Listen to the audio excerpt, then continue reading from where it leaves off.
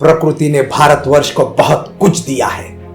आर्थिक समृद्धि, भौतिक संपदा जैसे बहुत उपहार मिले हैं हमें। ये दुनिया का अकेला देश है जिसे सोने की चिड़िया कहा जाता था।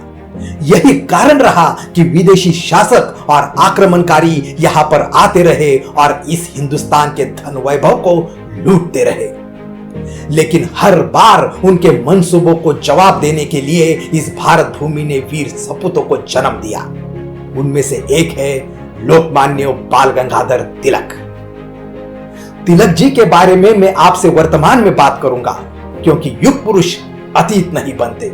उनको अतीत कहना यह उनके अवतरण का अपमान है। लोकमान्य तिलक आज हम में है और तब तक रहेंगे जब तक हम आजादी का जश्न मनाते रहेंगे, जब तक हम सार्वजनिक गणेशोत्सव का दिया पूरे भारतवर्ष के जनमानस के दिलों में जलाते रहेंगे। कौन हो तुम? हाथों में जुगनू लेकर मशालों से होड़ लगाते हो, जिद्दी इतने कि हवाओं के साथ दौड़ लगाते हो। पता नहीं कि क्यों तुम्हें यकीन है कि एक दिन सूरज बर्फ बन के पिघलेगा। रेत पर पांव घिसते हो और कहते हो पानी यहीं से निकलेगा। सिया रातों से कहते हो तुझे ढलना होगा, सर फिरे वक्त से कहते हो तुझे बदलना होगा। मायूसियों से उम्मीद मांगते हो, सन्नाटों से संगीत मांगते हो। जिनके लिए जीते हो उन्हीं के लिए मरते हो। कौन हो तुम? आखिर कौन हो तुम? इस कौन का जवाब तिलक जी के बारे में कई तरीकों से दिया जाता है। भारतीय राष्ट्रवादी, शिक्षक, समाज सुधारक, वकील, एक स्वतंत्रता सेनानी, केसरी के संपादक और लोकमान्य नाम की उपाधि जिसका अर्थ है लोगों द्वारा स्वीकृत।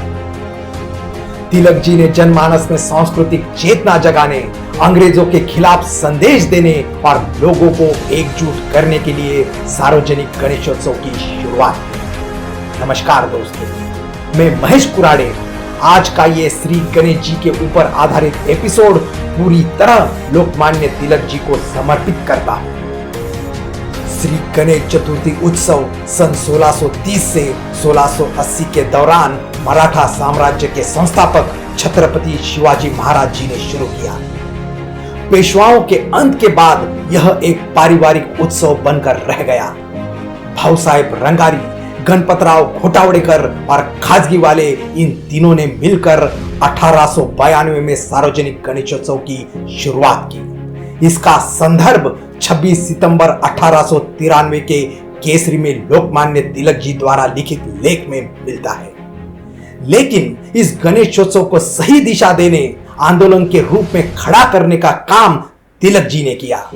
उन्होंने 1894 में पुणे में सरदार विंचुरकर वाड़े में सार्वजनिक गणेशोत्सव की स्थापना की। आगे चलकर उनका यह प्रयास आंदोलन बना और आज गणेशोत्सव एक विराट रूप ले चुका है। आज केवल महाराष्ट्र में ही 50,000 से ज्यादा सार्वजनिक गणेशोत्सव मंडल कार्यरत है। इसके अलावा आंध्र प्रदेश, मध्य प्रदेश, कर्नाटक, उत्तर प्रदेश और गुजरात में भी गणेशोत्सव मंडल की व्याप्ति बढ़ती जा रही है। श्री गणेश चतुर्थी के अवसर पर आज मैं आपसे उनके व्रतों के बारे में, उनकी महिमाओं के बारे में या फिर उनकी पूजा विधि के बारे में बात नहीं करूंगा। मैं बात करूंगा कि आखिर श्री गणेश जी से हमें मिलता क्या है। जीवन में हर किसी से हमें कुछ ना कुछ तो सीख मिलती ही है, और जब बात श्री गणेश जी की आती है तो हम प्रथम आराध्य दैवत गजानन भगवान के मुरीद हो जाते हैं। श्री गणेश जी धर्म, जाति, मजहब से परे है, देश की सीमाओं से परे है।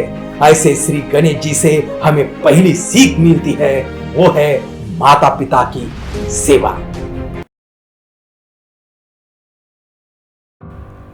आपको पृथ्वी परिक्रमा की बात याद होगी ही।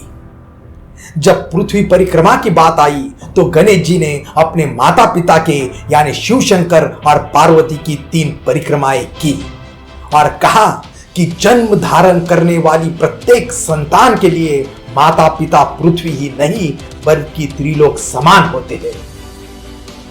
ऐसी सोच रखने वाला पुत्र जिसको भी मिल जाए उसके माता पिता धन्य है। करो दिल से सजदा, जो इमारत बनेगी। माता पिता की सेवा ही अमानत बनेगी। खुलेगा जब तुम्हारी गुनाहों का खाता, तो माता पिता की दुआ ही तुम्हारी जमानत बनेगी। किसी भी कार्य को शुरू करने से पहले हम श्री गणेशा को याद करते हैं और उनका पूजन करते हैं, और यही से हमारे चेकलिस्ट के पहले मुद्दे की शुरुआत हो जाती है। हर कार्य से पहले श्री गणेश जी का आह्वान औपचारिकता वश नहीं होता, उसके पीछे एक मनोवैज्ञानिक कारण भी है। कारपोरेट्स में एक टर्म बेहद जरूरी होती है, वो है चेकलिस्ट, अपने किए जाने वाली काम की चेकलिस्ट। श्री गणेश जी का आह्वान वही चेकलिस्ट की एकाग्रता को ध्यान में लाता है। चेकलिस्ट का पहला मुद्दा श्री गणेश जी का ध्यान करें, उसके बाद क्या क्या काम करने हैं, उसमें समय कितना लेना है, उस काम के लिए क्या क्या सामग्री लगेगी, ये सब नोट कर ले। इसे हमें पता चलता है कि जीवन के हर क्षेत्र में चेकलिस्ट बेहद महत्वपूर्ण है। नौकरी में, व्यवसाय में, प्रशासन में, यात्रा में, हर जगह चेकलिस्ट होना जरूरी है। इसी चेकलिस्ट की वजह से हम बहुत सी अनावश्यक असफलताओं से बच सकते हैं।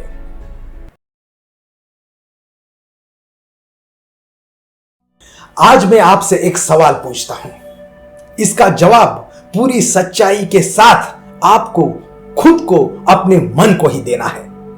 तो सुनो, श्री गणेश जी की मूर्ति को आप जब भी ध्यान से देखते हो तो उस रूप में आप स्वयं को या अपने परिजनों को देखना पसंद करोगे? मैं सवाल फिर से दोहराता हूं, श्री गणेश जी की मूर्ति को आप जब भी ध्यान से देखते हो तो उस रूप में आप स्वयं को या अपने परिजनों को देखना पसंद करोगे? शायद नहीं। जिस रंग, रूप, शरीर को आप धारण करना ही नहीं चाहते, उन्हीं सब चीजों को लेकर श्री गणेश जी आज भी अपने कर्तृत्व के बल पर जनमानस के दिलों पर राज कर रहे हैं। श्री गणेश जी हमें यही सिखाते हैं, जो है सर्वश्रेष्ठ है।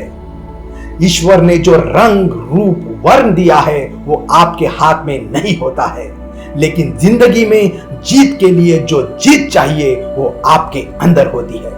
जो टैलेंट चाहिए वो आपके अंदर होता है। आप इस उम्मीद में मत बैठिए कि कोई आपकी जिंदगी में फरिश्ता बनकर आएगा और आपको अपने पंख उधार देगा। उधार के पंख लेकर कोई कितने दिन उड़ सकता है? अपने पंख उगा के देखिए, अपने अंदर उतर के देखिए, इतने हीरे, मोती, जवाहरात दबे पड़े होंगे कि आपकी आंखें चकाचौंध हो जाएगी। आप अपने रंग रूप को देखकर हताश हो जाओगे तो आपके सपने जिंदगी की यात्रा में बीच में ही दम तोड़ देंगे और आपका सारा खजाना अंदर ही दफन हो जाएगा। कब तक आसमानों पर बैठकर विधाता आपकी तकदीर लिखता रहेगा? एक बार, सिर्फ एक बार कलम अपने हाथ में लेकर देखिए। ना हम सफर, ना किसी हम नशी से निकलेगा, हमारे पांव का कांटा हम ही से निकलेगा। आज के लिए बस इतना ही। आप सभी गणेश भक्तों को गणेशोत्सव की ढेर सारी शुभकामनाएं। आपने अभी तक चैनल को सब्सक्राइब नहीं किया हो तो सब्सक्राइब करें, लाइक करें और बेल आइकॉन को दबाना ना भूलें। आपसे फिर मुलाकात होगी एक नए विषय के साथ। तब तक के लिए गणपति बप्पा मोरया।